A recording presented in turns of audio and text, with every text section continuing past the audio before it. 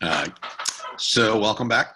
We're going to end up taking a look and wrapping up chapter 6.1, section 1, wrapping up law of signs with doing two applications, two word problems that involve law of signs.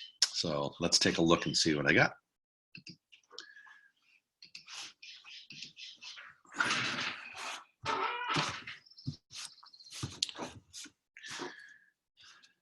The first one I've got for you is one where they've got fire towers.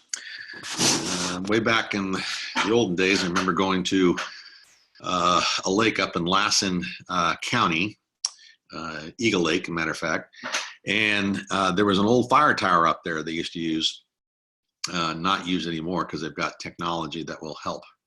But they used to have fire towers and so many miles apart, and they used to be able to take a bearing and find out where the fire is out in national forests.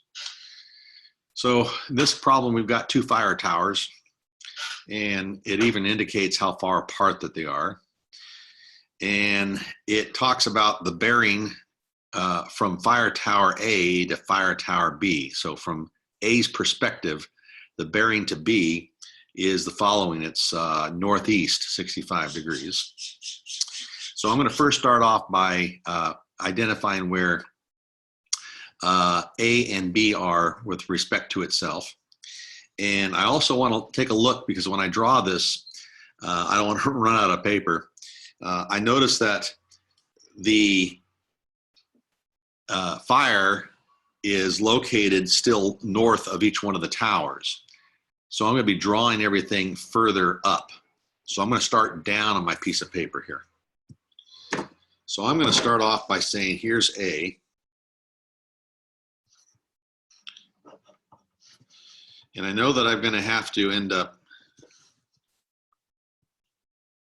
having a bearing to B from here. Of course, this is north and this is south. This is west and east. And the bearing that we had up here is northeast. Okay, 65 degrees from this north line. So 65 degrees. Now that's 45 degrees, a little bit wider. Okay, so I'm going to say it's about here. And this right here is 65 degrees.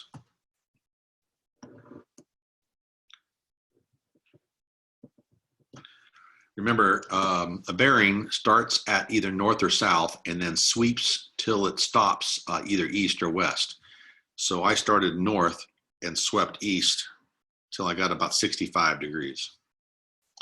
And this would be fire tower B.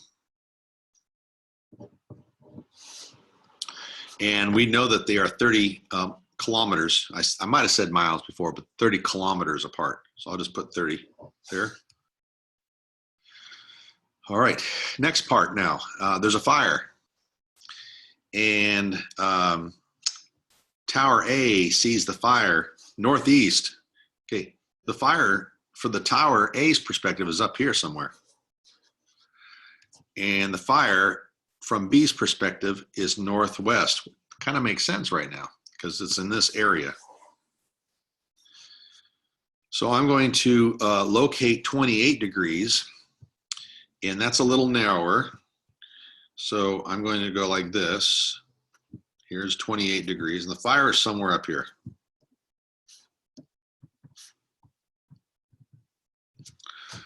Fire is somewhere up here. I don't know where. And the reason why I'm not putting the fire down right now is because I have to see where B's perspective is, and where they intersect is where the fire is. So right now, this is 28 degrees right here, 28.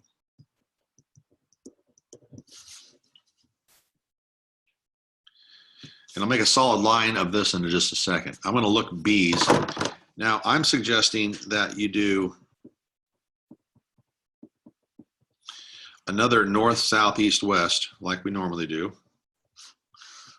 because the bearing for B's perspective to the fire is 16.5 degrees, but it's going west. So here it's north, west, goes this direction. So as you can see, it's going to touch the dotted line that I have somewhere. So I just have to make 16 degrees reasonable, maybe right here, as close to scale as possible. So this is where the fire is. F for fire, right there.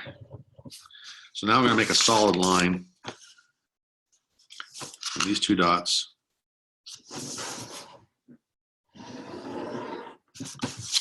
Solid line here.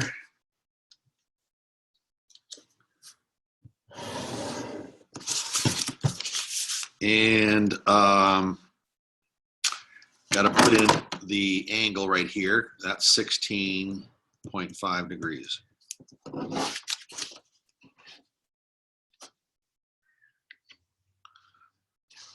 And the question that's being asked is, what's the distance of the fire from each tower?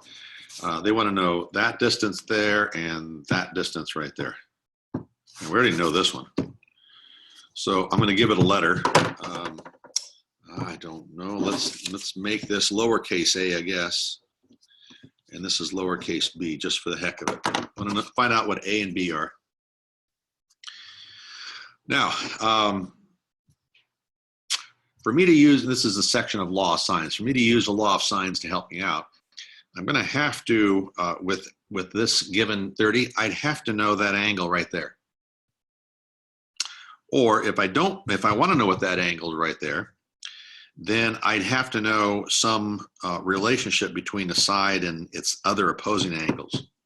I have to have at least an angle and its associated side. I have to, one of them. Don't have that yet. Now, what I do have is I've got 65 degrees here and 28 there. So what I can find out is this angle right here, that's not 65, but that angle right there is the difference between 65 and 28. And if I take 65 and subtract 28,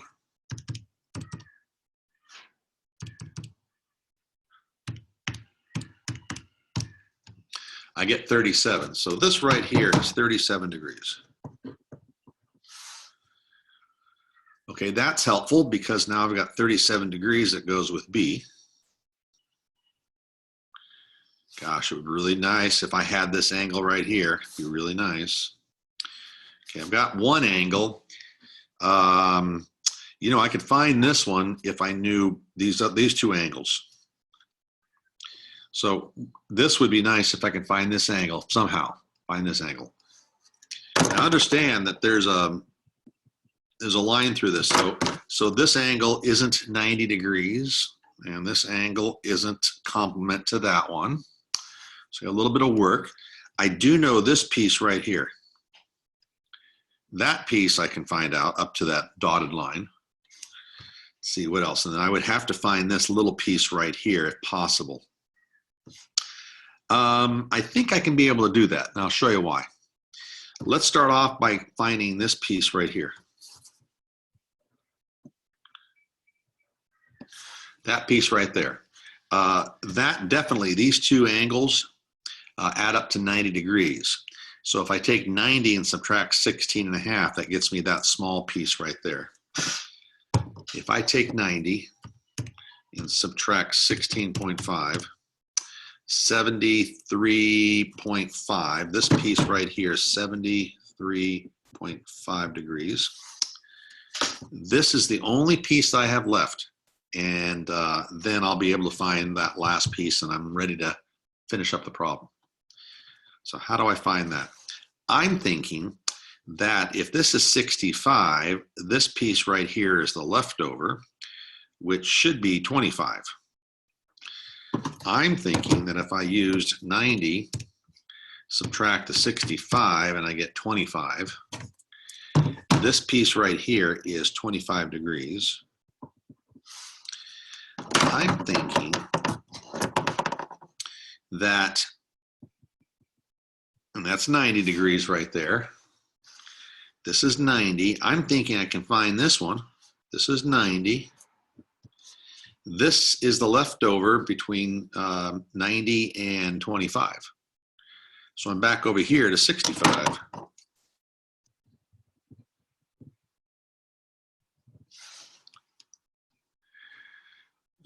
And finally, I can figure this out. What's left over right here should be 25 as well. This should be 25 right here.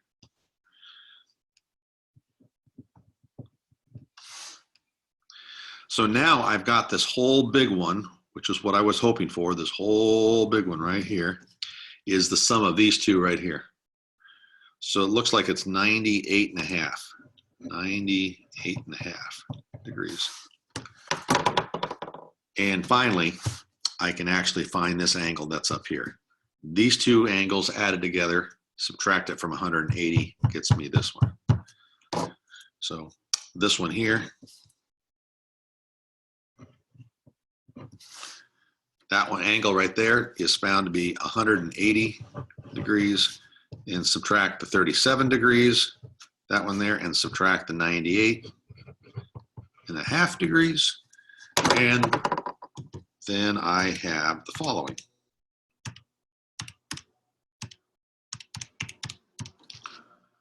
$44.5.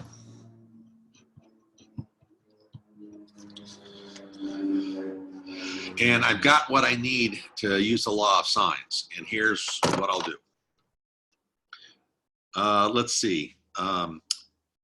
30 is to 40, sine of 45.5. So I've got 30 is to, that's a 30, is to sine 44.5 as, well, let's do A first. A is to sine of 98.5. And now I'll solve for A. That means bring this over to the left-hand side. So I've got 30 sine 98.5 degrees all over sine 44.5 degrees. And that equals A. So A, the distance that tower A is to the fire is going to be the following.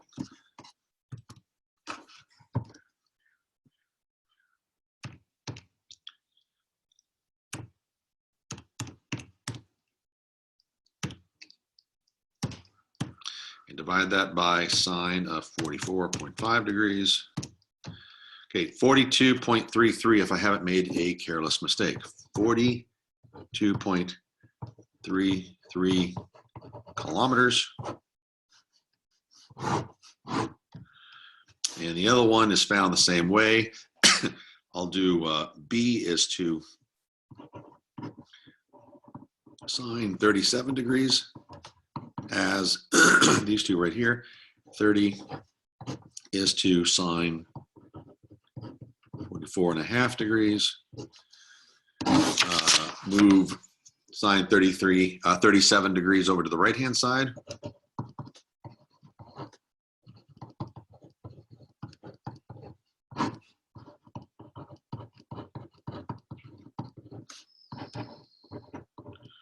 And here comes the distance from B to the fire.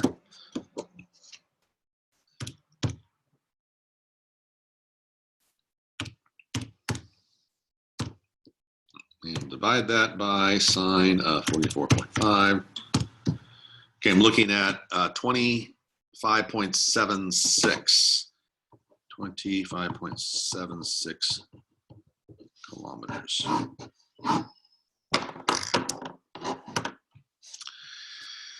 And there you have it.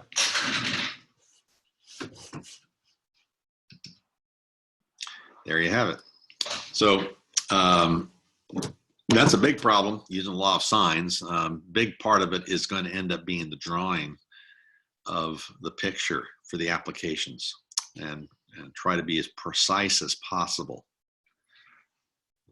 The other problem that I had is on this side here. I'll show you my screen.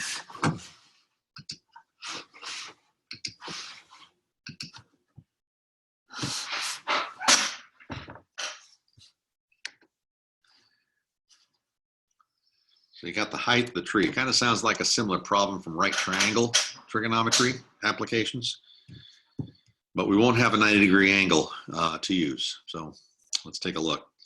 Because of prevailing winds, a tree grew, so it's leaning 6 degrees from the vertical.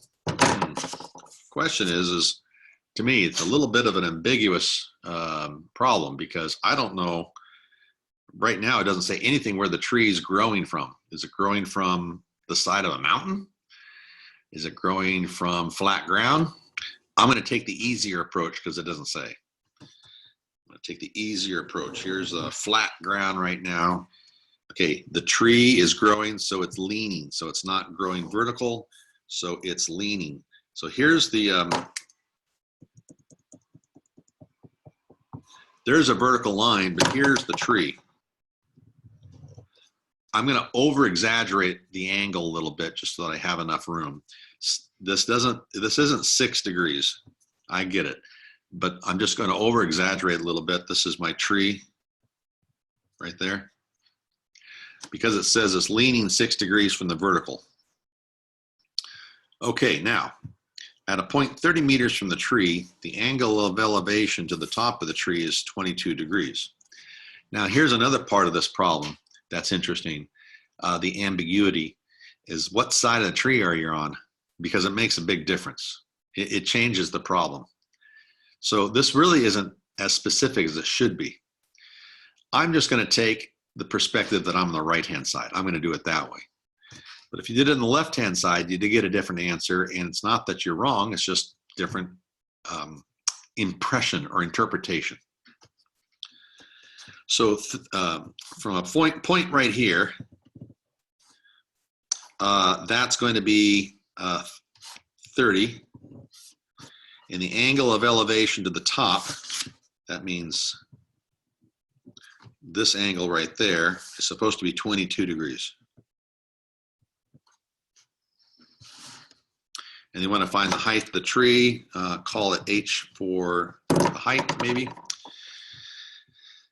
All right, now,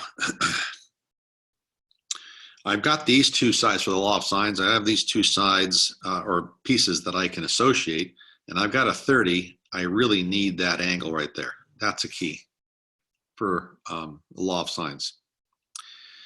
So how can I get that angle? I know I can use this part, since this was convenient to draw on flat ground. I know I can use this part right here to subtract 6 degrees from 90. That should give me 84 degrees. And now I can find this piece here. So a lot easier problem than the other one. 180 degrees, subtract 84, subtract 22.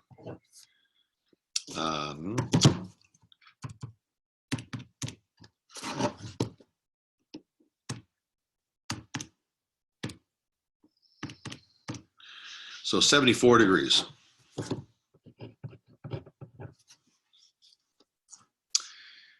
Now I can use the law of sines pretty directly.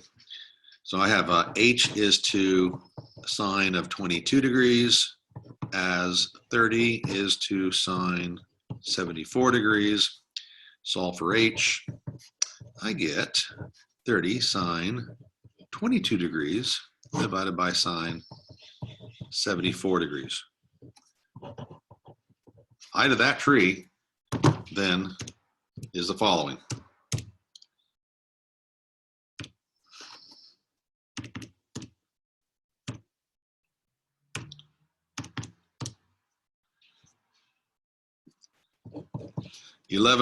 I'll say to the nearest tenth, because it doesn't say where, the nearest tenth, and this is meters.